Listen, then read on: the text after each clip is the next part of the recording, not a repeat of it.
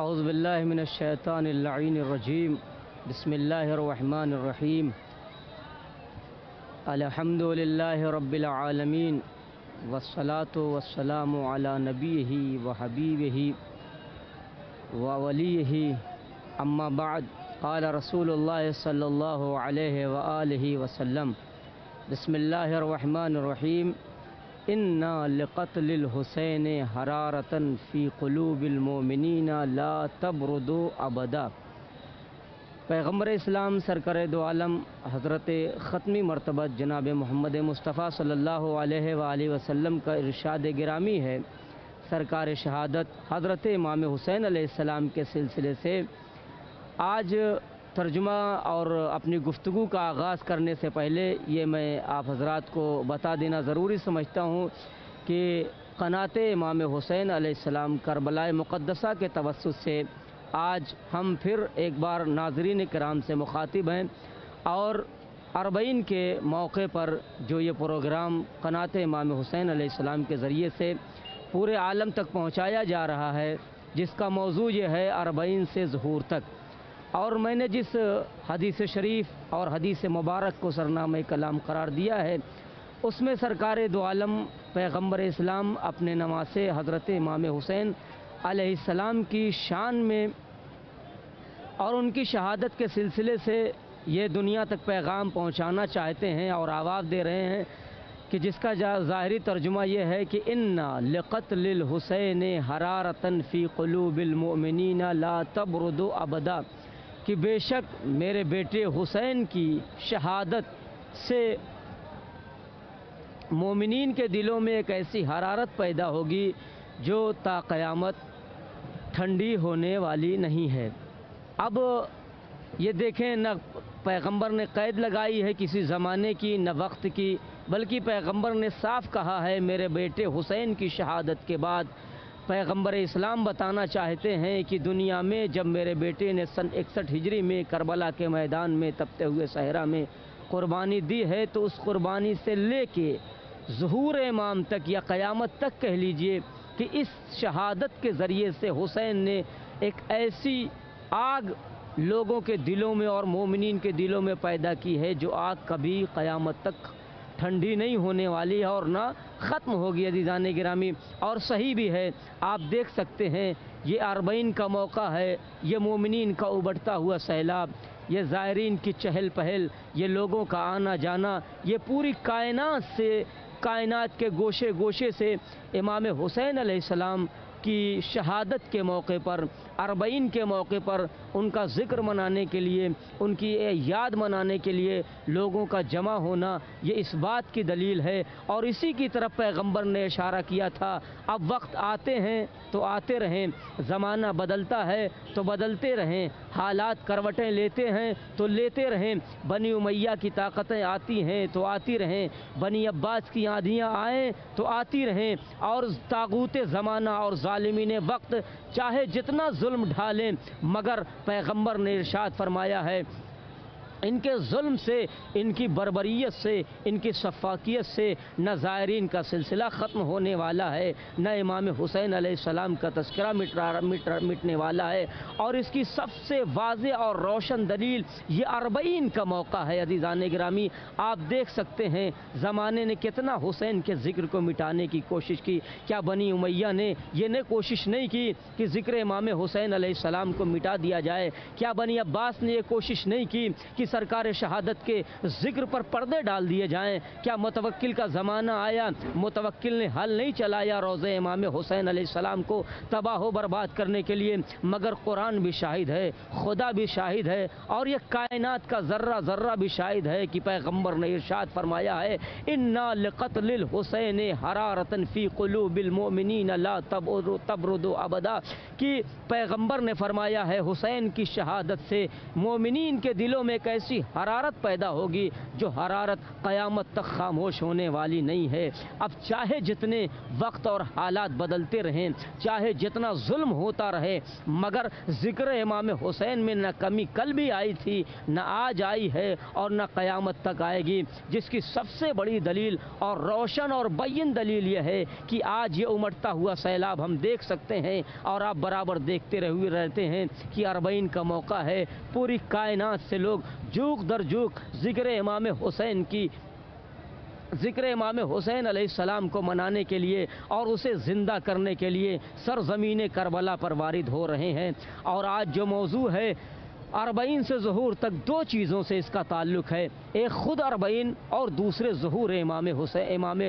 امام زمانہ علیہ السلام تک۔ ایک کا تعلق، ایک کا محور جسے اربعین کہا جاتا ہے، دوسرا محور جسے ظہور کہا جاتا ہے۔ عزیزان گرامی، دونوں میں بڑا گہرا تعلق ہے، ظہور اور اربعین دونوں میں بڑا گہرا تعلق ہے۔ عزیزان گرامی، آپ سمجھ سکتے ہیں، سوچ سکتے ہیں کہ اربعین کا موقع ہے اور اتنی آب و تاب کے ساتھ امام حسین علیہ السلام کے روضے پر حاضری دینے کے لیے یہ مومنین کا ہجوم اس بات کی دلیل ہے کہ آج بھی وہ حرارت مومنین کے دلوں میں زندہ ہے جس کی پیشین گوئی پیغمبر اسلام نے شہادت امام حسین علیہ السلام سے پہلے کی تھی کہ انا لقتل الحسین حرارتن فی قلوب المومنین لا تبرد ابدا، یہ آگ کبھی ٹھنڈی نہیں ہوگی۔ زمانہ مٹتا ہے تو مٹ جائے، حالات بدلتے ہیں تو بدل جائیں، مگر ذکر امام حسین کے سورج کی روشنی میں کبھی کمی آنے والی نہیں ہے۔ عزیزان گرامی، اربعین سے لے کر ظہور تک یہ بڑا طویل موضوع ہے اور اس پر روشنی ڈالنا اتنے کم وقت میں ممکن نہیں ہے، مگر آئیے میں آپ کو بتا دوں کہ اربعین کا تعلق ظہور سے کیسے ہے۔ عزیزان گرامی، امام زمانہ علیہ السلام آج جو پردہ غیب میں ہیں وہ خود فرماتے ہیں، اے میرے جد نامدار، میں عربی چھوڑ دے رہا ہوں، اے میرے جد نامدار، کیا ہوا اگر زمانے نے مجھے اور وقت اور حالات نے مجھے مؤخر کر دیا ہے کہ میں ظالموں کے خلاف آپ کی نصرت نہیں کر سکا، میں کربلا میں موجود نہیں تھا۔ وہ عام طور سے وہ جملہ جو عربی میں مشہور ہے اور لکھا جاتا اور پڑھا جاتا ہے، لَأَنْدُبَنَّ عَلَيْكَ صَبَاحًا وَمَسَاءً، اے میرے جد نامدار، کیا ہوا؟ زمانے نے مجھے مؤخر کر دیا ہے، میری تقدیر میں نہیں تھا کہ میں کربلا کے میدان میں، سرزمین کربلا پر تپتے ہوئے صحرا میں میں آپ کے ہم رکاب ہو کر دشمنوں سے جنگ کروں اور آپ کے دشمنوں سے قتال کروں، تو کیا ہوا؟ میں مؤخر تھا، مجھے اس زمانے میں موقع نہیں ملا، مگر اے میرے جد نامدار، یہ میرا ظہور تک جب بھی مجھے موقع ملے گا میں آپ پر صبح و مساء گریہ کرتا رہوں گا۔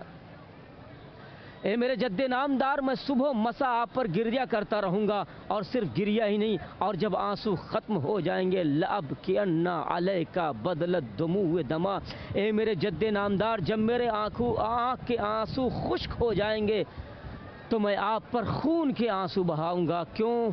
حسرتن علیک، آپ پر اور آپ کے مصائب و آلام کو سوچ سوچ کر میں گریہ کرتا رہوں گا اور آنسو بہاتا رہوں گا۔ عزیزان گرامی، اور آپ اندازہ کریں گے جب امام ظہور کریں گے اور رکن و مقام کے درمیان امام کھڑے ہوں گے تو تاریخ نے لکھا ہے کہ 5 آوازیں امام زمانہ علیہ السلام اس وقت دیں گے خانہ کعبہ کے پاس کھڑے ہو کر رکن و مقام کے درمیان۔ آپ سوچیں کہ اتنی عظمت ہے امام حسین علیہ السلام کی اور ان کے ذکر کی، اور ان کے ذکر کو بلند کرنے کے لیے میں ابھی اور آؤں گا زیارت کے اوپر انشاءاللہ کہ امام زمانہ علیہ السلام جب ظہور فرمائیں گے تو رکن و مقام کے درمیان خانہ کعبہ کا پردہ پکڑ کر کھڑے ہو کر آواز دیں گے، 5 ندا امام زمانہ دیں گے، 5 ندا تذکرہ کیا ہے۔ پہلی ندا آئے گی کہ امام فرمائیں گے، یا اہل العالم الا یا اہل العالم انا الامام القائم، الا یا اہل العالم انا الامام القائم، اور قائم کا بھی تعلق امام زمانہ اور اربعین ہی سے ہے، ذکر امام حسین علیہ السلام ہی سے ہے۔ دوسری ندا دیں گے، ایا دنیا والوں پہچان لو، الا یا اہل العالم انا الصمصام المنتقم، میں وہ تلوار ہوں جس کے ذریعے سے اللہ انتقام لے گا، میں انتقام لینے والی تلوار ہوں، دنیا پہچان لو۔ پھر امام زمانہ ارشاد فرمائیں گے، اے دنیا والوں پہچان لو، الا یا اہل العالم इन्ना जद्दी अल हुसैन क़तलूहु अतशाना। तीसरी निदा ये है, ऐ दुनिया वालों पहचान लो मैं उसी हुसैन का फर्जंद हूँ जिसे दुनिया ने शहीद किया था, प्यासा मारा था। फिर तीसरी चौथी निदा आएगी, ए दुनिया वालों पहचान लो मैं उसी हुसैन का बेटा हूँ जिसे तुमने कत्ल किया था और प्यासा मारा था। उसके बाद आते हैं इमाम फरमाते हैं मैं उसी हुसैन का बेटा हूँ जिसे तुमने करबला के सरजमीन पर उरियाँ छोड़ दिया था। मैं उसी का बेटा हूँ जिसकी मैयत को तुम लोग छोड़ के गए थे। अज़ीज़ान गिरामी मुख्तलिफ लफ्ज़ हैं रुकन मकाम के दरमियान इमाम ज़माना। सबसे पहले अपने जद्द नामदार को पहला लफ्ज़ क्या कहा, अला या अहलल आलम अनल इमामुल कायम। कायम का भी ताल्लुक़ इमाम ज़माना से और ज़िक्र इमाम हुसैन से, दोनों में बड़ा गहरा रब्त है। और मुंतकिम से भी मुराद इमाम ज़माना और इमाम हुसैन अलैहिस्सलाम में बड़ा गहरा रब्त है कि कायम क्यों कहा जाता है इमाम को और मुंतकिम क्यों कहा जाता है। जब शब मेराज पैगम्बर इस्लाम को मेराज कराई गई तो पैगम्बर ख़ुद फरमाते हैं, मुअर्रिख़ीन ने लिखा है कि इमाम कि सरकार दो आलम हज़रत पैगम्बर इस्लाम ने मेराज की शब में देखा कि कुछ अनवार है जो रोशन हैं। एक मरतबा उन अनवार को देखा तो एक मरतबा उन्हीं अनवार में देखते रहे तो एक मरतबा जिब्रील की निदा आई कि पैगम्बर इसे पहचानते हो अल्लाह के हबीब, ये वो नूर है हाज़ल इमामुल महदी अल कायम, कि ये आपका बेटा है जो आपकी नस्ल से होगा और इसी के ज़रिए से मैं अपने हुसैन का इंतकाम लूँगा। और उसके बाद जब कायम की तशरीह में रिवायतों की तरफ रुजू किया गया तो रिवायतों में मिलता है कि कायम आपको इसलिए कहा जाता है कि अबू हमज़ा समाली पूछते हैं कि पैगम्बर गालिबन इमाम मोहम्मद बाक़िर अलैहिस्सलाम से मरवी है कि वो पूछते हैं जनाबे अबू हमज़ा समाली की फरमाते हैं कि मौला क्या आप सब के सब कायम नहीं हैं, क्या आप सब के सब कायम नहीं हैं। तो इमाम फरमाते हैं पांचवें इमाम, क्यों नहीं, हम सब के सब कायम हैं, हम सब के सब कायम हैं। तो रावी ने फिर पूछा अबू हमज़ा समाली ने कि मौला जब आप सब के सब कायम हैं तो फिर ख़ास तौर से आपके फ़र्जंद इमाम ज़माना साहिबुल असर को कायम क्यों कहा गया, इस लक़ब से क्यों नवाजा गया। तो देखिए अरबईन या कत्ल इमाम हुसैन, शहादत इमाम हुसैन अलैहिस्सलाम और ज़ुहूर तक कितना गहरा रब्त दोनों का है। मेरा इमाम फरमाता मैं खून के आंसू है जद्दे नामदार आप पर बहाऊंगा। सोचिए फिर फरमाते हैं पाँचवें इमाम कि ज़ुहूर कि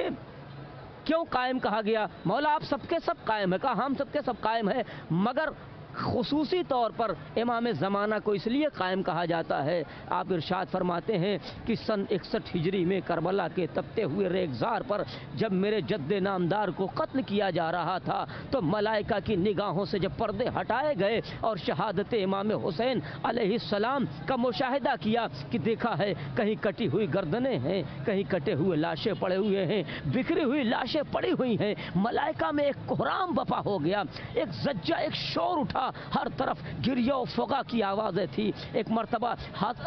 मरतबा मलाइका में जब ये शोर पैदा हुआ तो मलाइका ने तड़प के बारगाह खुदाबंदी में अर्ज़ की, ए मेरे माबूद, ए मेरे परवरदिगार, बात समझ में नहीं आती है कि तेरे नबी का लख्ते जिगर, तेरे नबी का नवासा, तेरे नबी हबीब किबरिया का फर्जंद करबला के मैदान में कत्ल किया जा रहा है, उसकी आबरू लूटी जा रही है, उसके बच्चों को ज़िबा किया जा रहा है। ये तेरे बरगुज़ीदा बंदे हैं, तेरे बरगुज़ीदा बंदे हैं, तेरे सफ़ी बंदे हैं, इन्हें कत्ल किया जा रहा है। परवरदिगार तुझे जलाल नहीं आता है। एक मरतबा मलाइका की तरफ देख के आवाज़ कुदरत आई, एक मरतबा रब्बुल इज़्ज़त ने आवाज़ दी, मेरे मलाइका घबराओ नहीं, घबराओ नहीं, मैं इसका इंतकाम लूँगा। एक मरतबा मलाइका की निगाहों से एक मरतबा जब पर्दे हटाए गए तो मलाइका ने क्या देखा कि इमाम हुसैन अलैहिस्सलाम की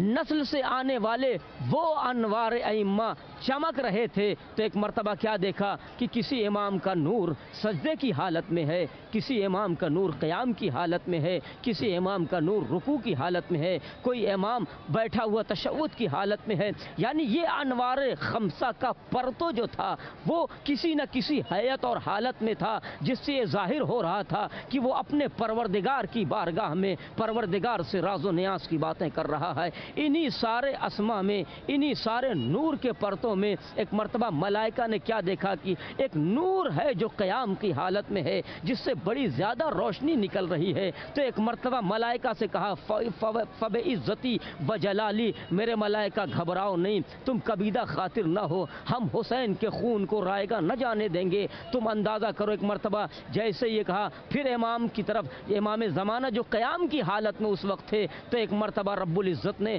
اپنی ندا کے ذریعے سے ملائکہ سے کہا، اے ملائکہ گھبراؤ نہیں، ہمارے صفی بندے امام حسین کا خون اس طرح سے بیگار اور رائگاں نہیں جائے گا۔ میں اسی بذالک القائم انتقم منہم، میں اسی اپنے بندے قائم کے ذریعے سے اپنے حسین کا انتقام لوں گا۔ تب آپ سمجھ گئے کہ امام حسین علیہ السلام سے سرکار امام زمانہ علیہ السلام کا کتنا گہرا ربط ہے، کہ امام زمانہ کو قائم اس لیے کہا گیا ہے کہ آپ خون امام حسین علیہ السلام کو لے کر قیام کریں گے، اور ہر اس شخص سے جو جسمانی طور سے، ذہنی طور سے، فکری طور سے، شخصی طور سے، فردی طور سے، نوعی طور سے جیسے بھی امام حسین علیہ السلام کے قتل میں شریک رہا ہے، اس سے بدلہ لیں گے۔ عزیزان گرامی،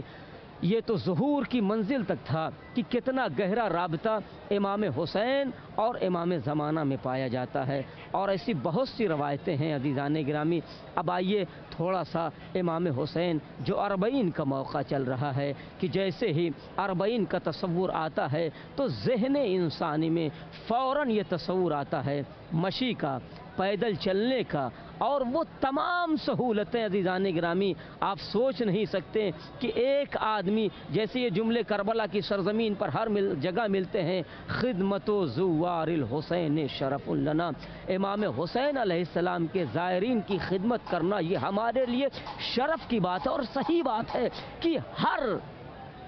وہ کام جو انسان کے لیے ذلت کا سبب بنتا ہے عزیزان گرامی، آپ عام موقع ہو، عام منزل ہو، تو آدمی کھانا لینے کے لیے لائن میں نہیں لگتا ہے، صف نہیں لگاتا ہے، مگر اللہ رے کربلا کے بھوکے اور پیاسے کے غم کے تاثرات کتنا اثر تھا۔ آج اسی صف میں امیر بھی لگا ہے، پیسے والا بھی لگا ہے، دولت مند بھی ہے، غریب بھی ہے، فقیر بھی ہے، مگر کوئی ذلت اور رسوائی کا سبب نہیں ہے۔ اور عزیزان گرامی آپ سوچئے، عام موقع ہوتا ہے تو لوگ کسی کے جوتے پر پالش کرنا، یہ دیکھیے کتنا، بات تو بہت چھوٹی ہے، مگر آپ اس کو اندازہ لگائیے کہ اربعین کے موقع پر ہم نے دیکھا ہے، آپ بھی مشاہدہ کیجئے، آئیے دیکھیے کہ زائرین امام حسین علیہ السلام کے پیروں سے جوتیاں اور چپلیں نکال کر لوگ ایسے ہیں کہ اس پر پالش کرتے ہیں، ان کے پاؤں دبائے جاتے ہیں، ان کے جسم دبائے جاتے ہیں۔ عزیزان گرامی آپ اندازہ کیجئے، دل پر ہاتھ رکھیے اور سوچئے ذرا، امام حسین علیہ السلام کا غم کتنا بلند اور عظیم اور مرتبے اور شرف والا ہے، کہ اس غم کے آگے دنیا کی ساری ذلتیں ہیچ ہو جاتی ہیں۔ ہر ذلت در امام حسین علیہ السلام پر آ کے جب کھڑی ہوتی ہے تو وہ شرف بن جاتی ہے، وہ رتبہ بن جاتی ہے، وہ منزلت بن جاتی ہے، وہ عزت کا باعث بن جاتی ہے۔ ورنہ جوتیاں صاف کرنا، آدمی عام موقع ہو تو کسی کے پیر نہیں چھونے گوارا کرتا ہے، تو چہ جائے کہ جوتیوں کو پالش کرنا اور جوتیوں کو صاف کرنا، مگر یہ شرف ہے امام حسین علیہ السلام کا، کہ یہاں زائرین کا شرف سمجھ لیجئے، یہ زائرین کا شرف اتنا ہے کہ لوگ ان کے پیر بھی دباتے ہیں، پیروں کی مالش بھی کی جاتی ہے، جوتوں پر پالش بھی کی جاتی ہے۔ عزیزان گرامی اب مشی کے سلسلے سے آپ سن لیجئے، مشی کا کتنا ثواب ہے، اور خاص طور سے اربعین امام حسین علیہ السلام کا آپ اندازہ کیجئے کہ یہ تو اربعین کا موقع ہے۔ روایت میری نظر سے گزری ہے، پانچویں امام کے زمانے میں خراسان سے ایک شخص میلوں کا سفر طے کر کے، ہزاروں کلومیٹر کا سفر طے کر کے وہ امام محمد باقر علیہ السلام کی خدمت میں آیا ہے، اور آ کے کہتا ہے، جانتے حالت کیا ہو گئی تھی؟ چہرہ متغیر ہو گیا تھا، چہرے کے رنگ بدل گئے تھے، آثار کچھ ایسے لگے تھے، کتنا تھکا تھکا لگ رہا ہے۔ ظاہر سی بات ہے، ہزاروں کلومیٹر کا سفر طے کرنے کے بعد جب آدمی آتا ہے تو کیا حالت کیسی ہوگی وہ آنے والا جانتا ہے۔ آنے والا آیا ہے، چہرے کے رنگ بدل گئے ہیں، آنکھوں کے اثرات بدل گئے ہیں، پیشانی کے اثرات بدل گئے ہیں، اور پیروں کی حالت ایسی ہے کہ پیروں میں ورم پڑ گئے ہیں، چھالے پڑ گئے ہیں، ایڑیاں جگہ جگہ سے پھٹ گئی ہیں، خون رس رہا ہے، خون بہہ رہا ہے۔ عزیزان گرامی، اسی حالت میں کہاں 5ویں امام کے زمانے میں خراسان کا سفر کر کے مدینے تک وہ آیا ہے، اور آ کے کہتا ہے، ایک مرتبہ امام نے بھی دیکھا اس کی حالت، پیروں کی حالت دیکھی، چہرے کی حالت دیکھی، اور خد و خال دیکھے، لباس کی گرسنگی دیکھی، اور گرد دیکھی، گرد میں اٹا ہوا ہے۔ آنے کے بعد امام سے ایک جملہ کہتا ہے، مولا میں صرف اور صرف آپ کی محبت میں آیا ہوں۔ ایک مرتبہ امام نے بھی کہا، میں جانتا ہوں تو میری محبت میں آیا ہے۔ تو امام نے برجستہ کہا کہ اگر کوئی ہم سے لو احبنا حجر حشرہ اللہ معنا حل الدین الا الحب، تو امام نے اس کے اس جملے پر، جس سے اس نے کہا کہ مولا ہم آپ کی محبت میں صرف خراسان سے مدینے تک پیدل آئے ہیں تاکہ آپ کی زیارت سے مشرف ہو سکیں، تو امام نے برجستہ کہا کہ میرے چاہنے والے میں جانتا ہوں۔ تو امام نے فرمایا، اگر پتھر بھی ہم سے محبت کرتا تو ہمارے ساتھ اللہ اسے محشور کرتا۔ تم تو ہمارے چاہنے والے ہو، انسان ہو، اگر پتھر بھی ہم سے محبت کا اظہار کرے اور ہماری محبت رکھے، ہم پر ایمان لائے، تو اللہ پتھر کو بھی قیامت کے دن ہمارے ساتھ محشور کرے گا۔ اب آپ اندازہ کر سکتے۔ پھر امام نے فرمایا، حل الدین الا الحب، تو دین کے علاوہ کوئی اور، محبت کے علاوہ کوئی دین ہے؟ نہیں عزیزان گرامی، محبت کے علاوہ کوئی دین نہیں ہے۔ میں ایک حدیث مشی کے اوپر پڑھ کے اپنی گفتگو کو تمام کرتا ہوں تاکہ مشی کا ثواب کیا ہے دنیا کے سامنے واضح ہو جائے۔ امام ارشاد فرماتے ہیں، من اتا قبر الحسین، غالباً 5ویں امام ہی ارشاد فرماتے ہیں یا 6ٹھے امام کی حدیث ہے، من اتا قبر الحسین ماشین۔ اب آپ ثواب سنیے گا، من اتا قبر الحسین ماشین، جو امام حسین علیہ السلام کی زیارت کے لیے مشی کر کے آئے، پیدل آتا ہے، مصائب و آلام اٹھاتا ہے، تو کیا اس کی یہ مشی، اس کا یہ پیدل، یہ مصیبت، یہ زحمت کیا برباد ہو جاتی ہے؟ نہیں، امام نے فرمایا 3 ثواب، امام نے فرمایا اللہ نے اس کے لیے 3 ثواب رکھے ہیں، اور یہ کتنا عظیم ثواب۔ پہلا ثواب فرمایا، کتب اللہ لہ الف حسن بکل خطوۃ، بعض روایتوں میں کہ ہر قدم کے بدلے اسے 1000 نیکیاں لکھی جاتی ہیں، اللہ لکھتا ہے، ومحا عنہ الف حسنۃ، اور اس کے نامہ اعمال سے 1000 برائیوں اور سیئات کا خاتمہ کر دیا جاتا ہے، اللہ مٹا دیتا ہے۔ اور پھر کیا ہے، ورفع لہ الف درجات، اور اس کے 1000 درجات بلند کیے جاتے ہیں۔ یہ مشی کا ثواب ہے، یہ زیارت امام حسین علیہ السلام کا ثواب ہے۔ ایسے تو بہت سے ثواب ہیں، بہت سی روایتیں ہیں،